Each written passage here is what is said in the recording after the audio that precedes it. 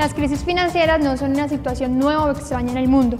Todos los países en algún momento de su ciclo económico se han encontrado por lo menos una vez en situación de crisis.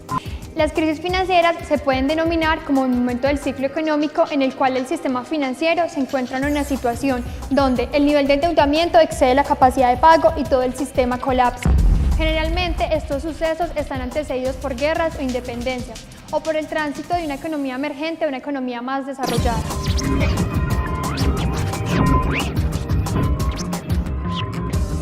Uno de los aspectos más relevantes que anteceden una crisis es el sobreendeudamiento en tiempos de bonanza. El deseo por adquirir más bienes y servicios debido al aumento de la capacidad de pago trae consecuencias devastadoras.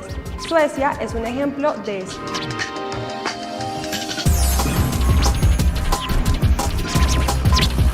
Suecia, un país organizado con bajos índices de corrupción y elevado PIB per cápita, decidió en la década de los 80 disminuir sus tasas de interés para darle un pequeño impulso a la economía del país.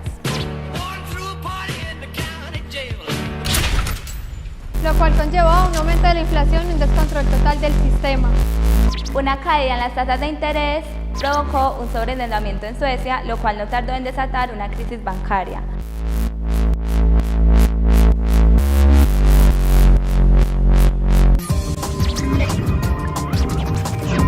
En el mundo globalizado en que vivimos hoy, los países son más interdependientes, es decir, las decisiones económicas dependen cada vez más de las dinámicas mundiales.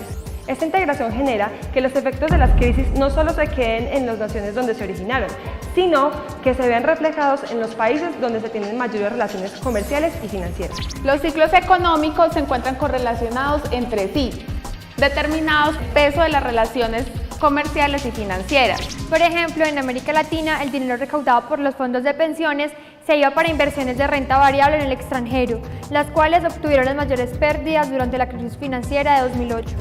Entonces, una crisis económica en Estados Unidos llevaría a una crisis a México, todo dependiendo del grado de correlación o dependencia de los ciclos económicos.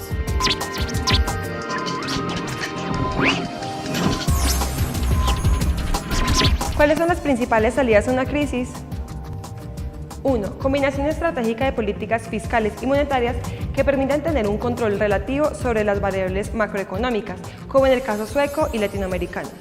2. Del caso sueco también aprendimos que debe existir una unión entre las instituciones que toman las decisiones económicas en el país, como lo son el Estado, los partidos políticos y el Banco Central.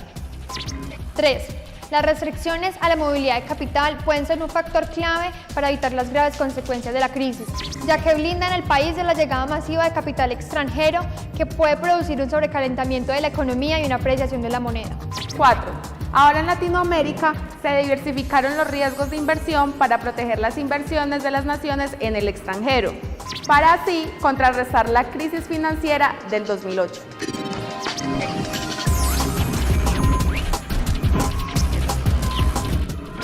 Conclusiones. A lo largo de la historia, diferentes economías se han visto envueltas en una situación de crisis. Las causas y consecuencias de estas difieren según los vínculos económicos, sociales o políticos que estos países establezcan con otros.